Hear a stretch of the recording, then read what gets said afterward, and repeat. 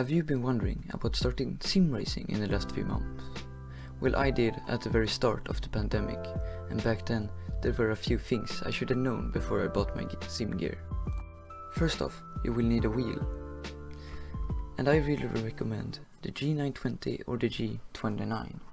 These are the cheapest good wheels with force feedback.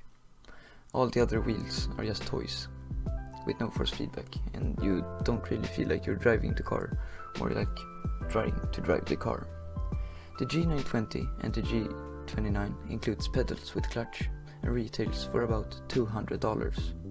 The Thrustmaster offerings are a good alternative. They were much better, or as they say, but they will cost you more. If you want a shifter, you can buy the Logitech one for about $50. After that, you will need a monitor. If you're able to, you can use any screen you like. I personally use a 24-inch HD screen, which works great for me at least.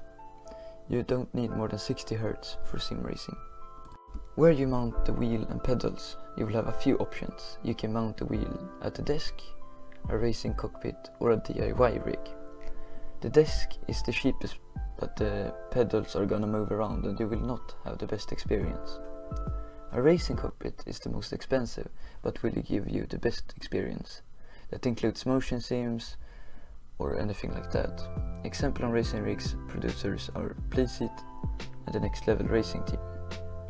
A DIY rig is the best option in my opinion.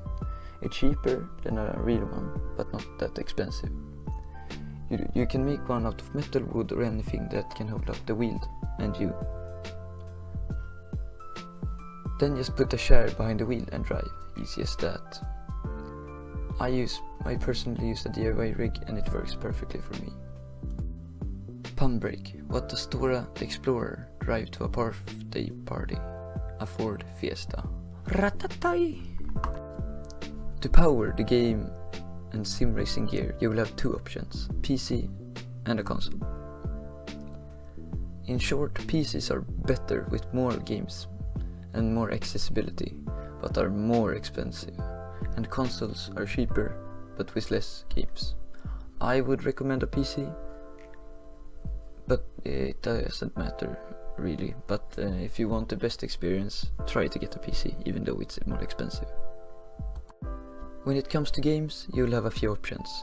Here are some: Assetto Corsa, iRacing, Assetto Corsa Competizione, R-Factor 2, etc.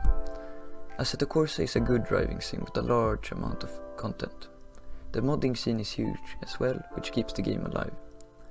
iRacing is the king of competitive gaming, with one of the best physics engines in the sim racing market.